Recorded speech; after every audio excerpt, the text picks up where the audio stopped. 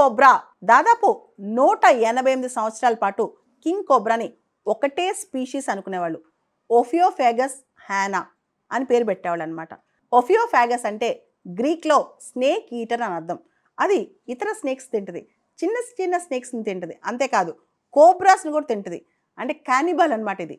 King cobra అనేది world's longest venomous snake. ఈ king cobra speciality ఏంటి తెలుసా? The only snake in the world to build nest. గూడు కట్టుకునే ఒకే ఒక్క స్నేక్ ఇది.